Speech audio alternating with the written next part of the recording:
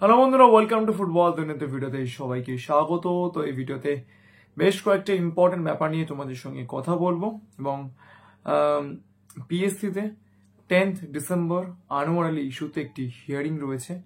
তো সেই হিয়ারিং এর ম্যাটারটা নিয়ে কিছু ইম্পর্টেন্ট আপডেটস এবং কয়েকটা মেরিট এই কেসটার, তো সেগুলোকে তোমাদের সামনে নিয়ে আসার চেষ্টা করব। তো পুরো ভিডিওটা দেখো, খুব কিন্তু একটা ইন্টারেস্টিং ভিডিওতে চলেছে। কিন্তু তার আগে তোমাদেরকে ছোট রিকোয়েস্ট করবো যে এখনো পর্যন্ত আমার চ্যানেলকে সাবস্ক্রাইব করনি, যদি আপডেটস গুলো অথেন্টিক মনে হয়, খবরগুলো ভালো লাগে, তাহলে অবশ্যই নিচে থেকে সাবস্ক্রাইব বাটনে প্রেস করে দাও, কারণ সবসময় এমনি তোমরা সাবস্ক্রাইব করলেই কিন্তু আরো ভালো কাজ করার মোটিভেশন পাওয়া যায়। তো প্রথমেই শুরু করছি, চেন্নাই এফসি ম্যাচের আগে ইস্ট বেঙ্গল শিবিরে কয়েকটা কিন্তু ভালো খবর এসেছে। প্রথমত, সাউল ক্রেসপো, তিনি প্র্যাকটিসে অ্যাবসেন্স থাকার জন্য কালকের একটা অযথা হাইপ ক্রিয়েট করা হচ্ছিল। তো তার কোনো ইনজুরি আছে কিনা সেটা দেখার জন্য একটি এমআরআই কালকের করা হয় এবং এই মুহূর্তে যেটা স্বস্তির খবর, সাউল ক্রেসপোর কিন্তু সেরকম কোনো ইনজুরি নেই, অর্থাৎ চেন্নাই এফসি ম্যাচ খেলতে সাউল ক্রেসপোর কোনো প্রবলেম হওয়ার কথা নয়। অন্যদিকে লালচুংগুঙ্গা রেড কার্ড দেখায়, অবভিয়াসলি তিনি নেক্সট ম্যাচে থাকবেন না, তিনি সাসপেন্ডেড থাকবেন। তো সেই কারণে তার জায়গাটায় কে খেলতে পারে? নিশু কুমার, তিনি এখনো পর্যন্ত ইনজুরি থেকে পুরোপুরি ফিট হয়ে উঠতে পারেননি, এবং প্রভাত লাগরা, তারও কিন্তু last north east United FC এগেনস্টে খেলার সময় একটি ছোট্ট ইনজুরি হয়, যেটা এই মুহূর্তে ভালো খবর ইস্ট বেঙ্গল শিবিরের জন্য। প্রভাত লাগরার সেই ইনজুরিটাও কিন্তু এমন কিছু মারাত্মক নয়, তিনিও কিন্তু চেন্নাই এফসি ম্যাচে অ্যাভেলেবেল থাকছেন এবং আমরা যেটা এক্সপেক্ট করছি লালচুঙ্গার জায়গায় লেফট ব্যাকে হয়তো প্রভাত লাগরাই স্টার্ট করবেন।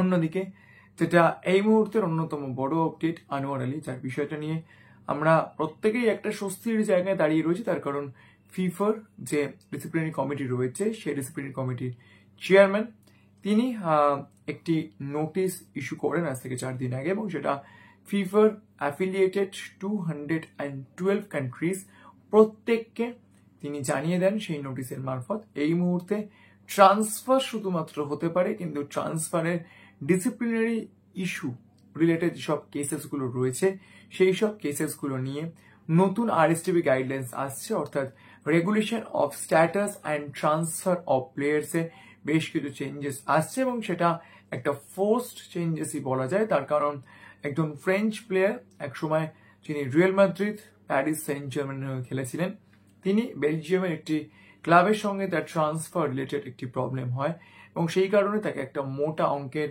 ক্ষতিপূরণ দিতে হয়েছিল কম্পেনসেশন হিসেবে, এবং তারপরে তাকে প্রায় 5 ইয়ার সাসপেন্ড করা হয়। তো সেটা নিয়ে তিনি ইউরোপিয়ান ইউনিয়নের কোড অফ জাস্টিসে যান, এবং ইউরোপিয়ান ইউনিয়নের কোড অফ জাস্টিস অর্থাৎ বিশ্বের সর্বোচ্চ ন্যায় আদালত, তারা বলে যে এইরকম ভাবে কোনো সিভিল ল দিয়ে বা কোন রকম কোনো এইরকম আনা যাবে না ল যেখানে কোনো প্লেয়ারকে ডিরেক্টলি বাউন্ড করে রাখা যায় কোনো ক্লাবের সঙ্গে, অর্থাৎ কোনো কন্ট্রাক্ট দিয়ে কারুর যে সিভিল রাইট, দ্যাট মিনস কারুর যে ফান্ডামেন্টাল রাইট, সেই ফান্ডামেন্টাল রাইটের এগেনস্টে চলে যাচ্ছিল ফিফার regulation of status and transfer of players এর বেশ কিছু ক্লজেস।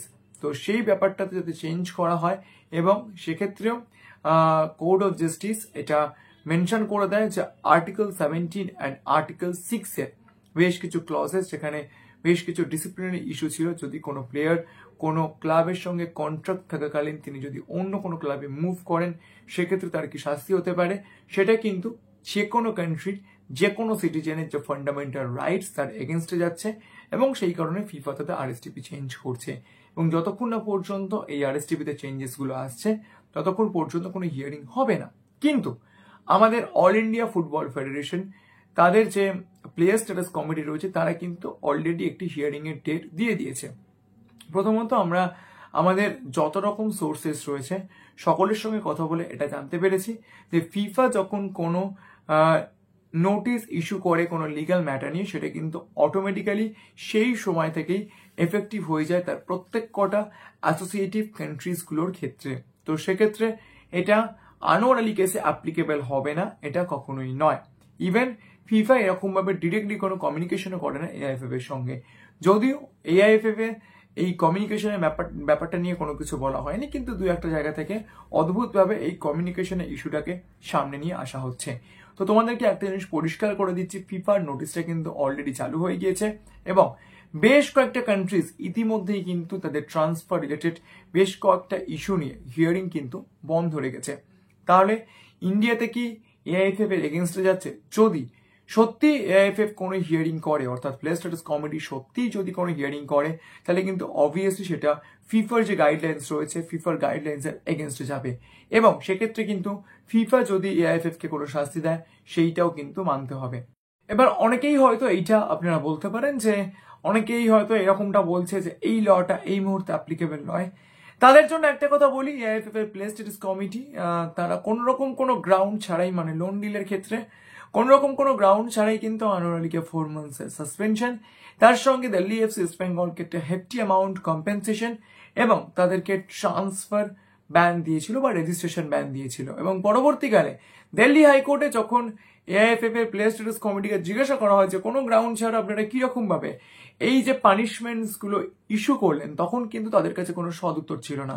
অর্থাৎ আমরা একটা জিনিস বুঝতে পারছি যে এআইএফএফ সবসময় যে সবকিছু নিজেদের ইচ্ছাতেই করে এইরকম কিন্তু নয়, হয়তো কিছু এক্সটার্নাল ফোর্সেস থাকে যেটা তাদেরকে স্টিমুলেশন দেয় এই ঘটনাগুলো ঘটানোর ক্ষেত্রে। তো এইটুকু আমাদেরকে বলতে পারি যে এই প্লেয়ার স্ট্যাটাস কমিটি কিন্তু তারা নিজেরা শাস্তি দেওয়ার 3 দিন পরে গিয়ে দিল্লি হাইকোর্টে বলেছিল যে তারা এই শাস্তিগুলো ভুল করে দিয়ে ফেলেছে, তাদের কাছে কিন্তু কোনো গ্রাউন্ড ছিল না লোন ডিলের ক্ষেত্রে। এবং পরবর্তীকালে এনওসি দেওয়ার সময় কিন্তু তারা অন্য আর্টিকেল ওয়াইজ কিন্তু আনোয়ারকে এনওসি দেয়, শাস্তি দেওয়ার সময় আর্টিকেল 10 ওয়াইজ তাকে এনওসি দিয়েছিল। এবং যখন পরবর্তী দিল্লি হাইকোর্টে কেসটা ওঠে, আবার যখন ফ্রেশ হিয়ারিং স্টার্ট হয়, সেখানে কিন্তু article 5.1 and article 5.2 and article 5.5 wise Anwar আলীকে এনওসি দেওয়া হয়েছিল। তো সব মিলিয়ে এআইএফএফ সবসময় যে সবকিছু ঠিক করবে এরকম নয়, তবে আমাদের যে আজামশন, আমাদের যে পয়েন্ট অফ ভিউ, এর পরেও যদি এআইএফএফ হিয়ারিং কিছু করে, যদি শাস্তি কিছু দেয়, যদিও সেটা